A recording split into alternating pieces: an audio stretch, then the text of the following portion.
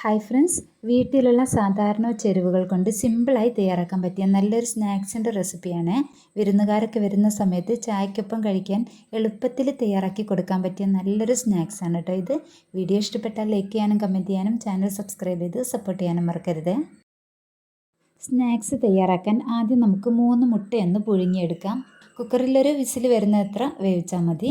അപ്പോൾ ഇത് വെന്ത് ചൂടാറുന്ന സമയത്ത് നമുക്കിതിലേക്കുള്ള കുറഞ്ഞ വെജിറ്റബിൾസ് മാത്രം മതി, അതൊന്ന് തയ്യാറാക്കി വെക്കാം. ഇനി നമുക്കൊരു പാനിലേക്ക് 3 ടേബിൾ സ്പൂൺ വെളിച്ചെണ്ണ ഒഴിച്ചു കൊടുക്കാം. ഇതിലേക്ക് 2 മീഡിയം സൈസിലുള്ള സവാള നേർമയായിട്ട് അരിഞ്ഞെടുത്തത് ചേർത്ത് കൊടുക്കാം.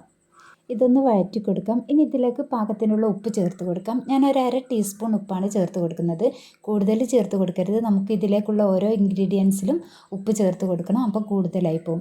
ഇനി 1 ടീസ്പൂൺ ഇഞ്ചിയും വെളുത്തുള്ളിയും കൂടി ചതച്ചെടുത്തത് ചേർത്ത് കൊടുത്തിട്ടുണ്ട്. ഇനി ഇത് നന്നായിട്ടൊന്ന് വഴറ്റി കൊടുക്കാം. ഇതിലേക്ക് ഒരു പച്ചമുളക് ചെറുതായിട്ട് കട്ട് ചെയ്തിട്ട് അതും കൂടി ചേർത്ത് കൊടുക്കുന്നുണ്ട്. എരിവിന് മറ്റൊന്നും ചേർത്ത് കൊടുക്കണ്ട കേട്ടോ. ഇനി നമ്മുടെ കയ്യിലുള്ള മസാലപ്പൊടി 1 ടീസ്പൂൺ ഇതിലേക്ക് ചേർത്ത് കൊടുക്കാം. ഏതായാലും ചിക്കൻ മസാലയോ മീറ്റ് മസാലയോ മറ്റേതാണെങ്കിലും ചേർത്ത് കൊടുക്കാം. അതുപോലെ ഒരു 1/4 ടീസ്പൂൺ ഗരം മസാലയും ചേർത്ത് കൊടുത്തിട്ട് നന്നായിട്ടൊന്ന് ഇളക്കി കൊടുക്കാം. ഒരു 1/4 ടീസ്പൂൺ മഞ്ഞൾപ്പൊടി കൂടി ചേർത്ത് കൊടുക്കാം കേട്ടോ.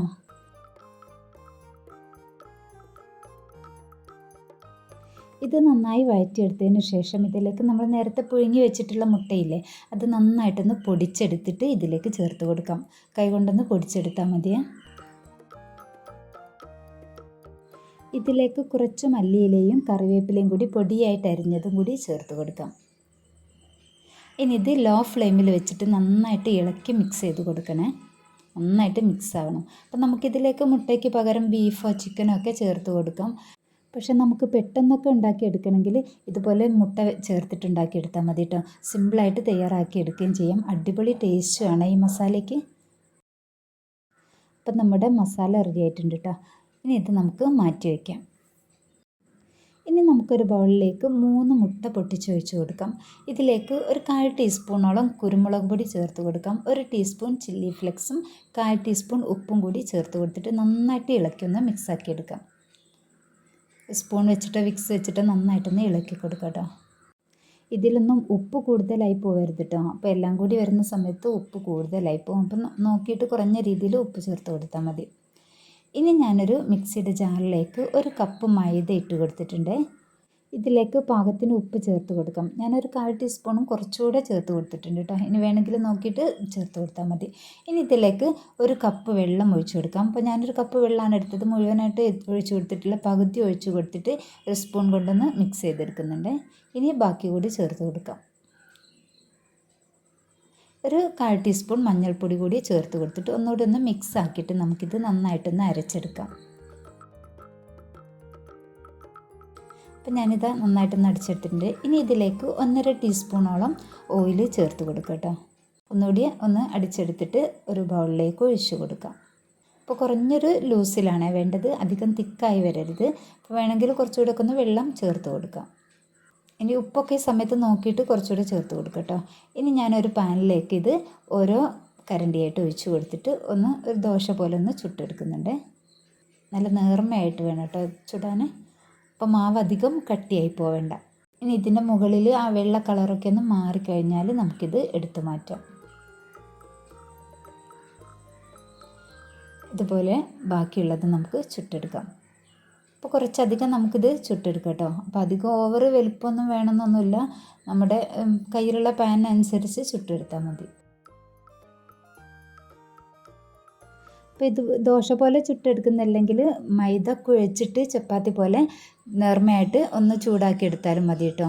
പക്ഷേ എനിക്ക് എളുപ്പമായിട്ട് തോന്നിയിട്ടുള്ളത് ഇതുപോലെയാണ് കേട്ടോ. അപ്പോൾ അധികമൊന്നും പ്രയാസമൊന്നുമില്ല. നമുക്കൊന്ന് ജസ്റ്റ് ഒന്ന് മിക്സിയിൽ അടിച്ചെടുത്തിട്ട് ഇതുപോലെ ഒന്ന് ചുട്ടെടുത്താൽ മതിയല്ലോ. അപ്പോൾ ഞാനിതാ ആ മാവ് കൊണ്ട് മുഴുവനായിട്ട് ചുട്ടെടുത്തിട്ടുണ്ട്.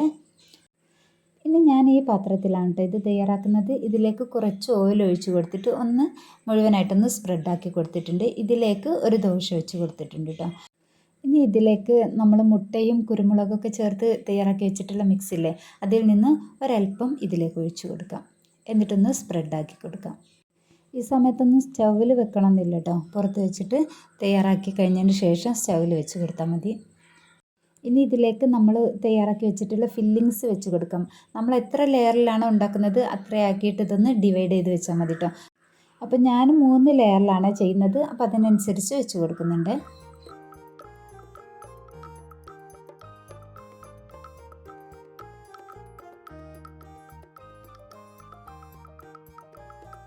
ഇനി ഇതിന് മുകളിലേക്ക് അടുത്ത ദോശ വെച്ച് കൊടുക്കാം. അപ്പോൾ ദോശയ്ക്ക് വലിപ്പം കുറവാണെങ്കിലും കുഴപ്പമൊന്നുമില്ല, നമുക്ക് അടുത്തതൊന്ന് കട്ട് ചെയ്തിട്ട് സൈഡിൽ കൂടി വെച്ച് കൊടുത്താൽ മതി കേട്ടോ. നല്ല നേർമയായതുകൊണ്ട് കുഴപ്പമൊന്നുമില്ല. ഇനി ഇതിന് മുകളിലേക്ക് മുട്ടയുടെ മിക്സ് കുറച്ചുകൂടി ഒഴിച്ച് കൊടുക്കാം. എല്ലാ സ്ഥലത്തേക്കൊന്ന് സ്പ്രെഡാക്കി കൊടുക്കാം കേട്ടോ. ഇനി ഒരു സ്പൂൺ കൊണ്ട് ഇതൊന്ന് കുറച്ചൊന്ന് പ്രസ് ചെയ്ത് കൊടുക്കുക. ഒന്ന് പരന്ന് നിൽക്കുന്നതിന് വേണ്ടിയിട്ടൊന്ന് പ്രസ് ചെയ്ത് കൊടുക്കാം. ഇനി അടുത്ത ഫില്ലിങ്സും കൂടി ഇതിൻ്റെ മുകളിലേക്ക് വെച്ച് കൊടുക്കാം. അപ്പോൾ ഈ ദോശയ്ക്ക് കുറച്ച് വലിപ്പം കുറവാട്ടോ. അപ്പോൾ മറ്റൊന്ന് ഞാനൊന്ന് കട്ട് ചെയ്തിട്ട് അതിൻ്റെ പകുതി ഇതിൻ്റെ മുകളിലേക്ക് സൈഡിലേക്ക് വെച്ച് കൊടുക്കുന്നുണ്ട്. ഇനി ഇതൊന്ന് സ്പൂൺ കൊണ്ടൊന്ന് പ്രസ് ചെയ്ത് കൊടുക്കാം. ഇനി ഇതിൻ്റെ മുകളിലേക്ക് കുറച്ചുകൂടെ ഒന്ന് മുട്ടയുടെ മിക്സ് ഒഴിച്ച് കൊടുക്കാം. ബാക്കിയുള്ള ഫില്ലിങ്സും കൂടി ഇതിൻ്റെ മുകളിലേക്ക് വെച്ച് കൊടുക്കാം. നമുക്ക് എത്ര ലെയറിലാണോ വേണ്ടത് അത്രയും ലെയറാക്കിയിട്ട് തയ്യാറാക്കിയെടുക്കാം. ഇതിൻ്റെ മുകളിലേക്ക് കുറച്ചുകൂടെ മുട്ടയുടെ മിക്സ് ഒഴിച്ച് കൊടുക്കുന്നുണ്ട്. ഇനി ഇതിന് മുകളിലേക്ക് നമുക്ക് ദോശ വെച്ച് കൊടുക്കാം. ഇത് മുഴുവനായിട്ട് കവർ ചെയ്യില്ല. അപ്പോൾ ഒരു ദോശ എടുത്തിട്ട് 2ആയിട്ട് കട്ട് ചെയ്തിട്ട് അതും കൂടി വെച്ച് കൊടുക്കുന്നുണ്ട് സൈഡിൽ കൂടിയൊക്കെ. ഇനി ഇതിൻ്റെ മുകളിലേക്ക് ബാക്കിയുള്ള മുട്ടയുടെ മിക്സ് ഒന്നായിട്ട് ഒഴിച്ച് കൊടുക്കാം.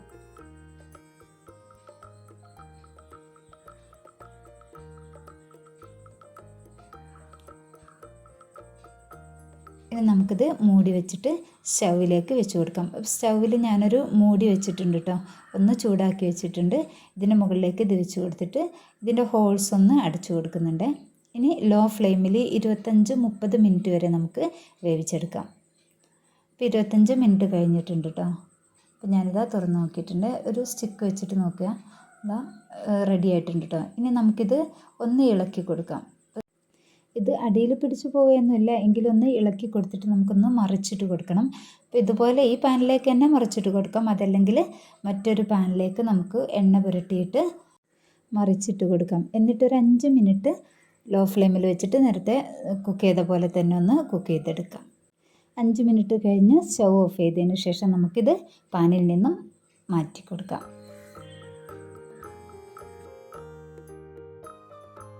മുട്ടയും നമ്മുടെ വീട്ടിലുള്ള സാധാരണ ചേരുവകളും വെച്ചിട്ട് സിമ്പിളായിട്ട് തയ്യാറാക്കാൻ പറ്റിയ നല്ലൊരു ചട്ടിപ്പത്തിരിയാണ് കേട്ടോ ഇത്. വിരുന്നുകാരൊക്കെ വരുന്ന സമയത്തും അതുപോലെ വൈകുന്നേരങ്ങളിലൊക്കെ ചായക്കൊപ്പം കഴിക്കാനും നമുക്കിത് എളുപ്പത്തിൽ തയ്യാറാക്കിയെടുക്കാം. നോമ്പ് തുറക്കുന്ന സമയത്തേക്കൊക്കെ നമുക്കിത് സ്പെഷ്യലായി തയ്യാറാക്കാം.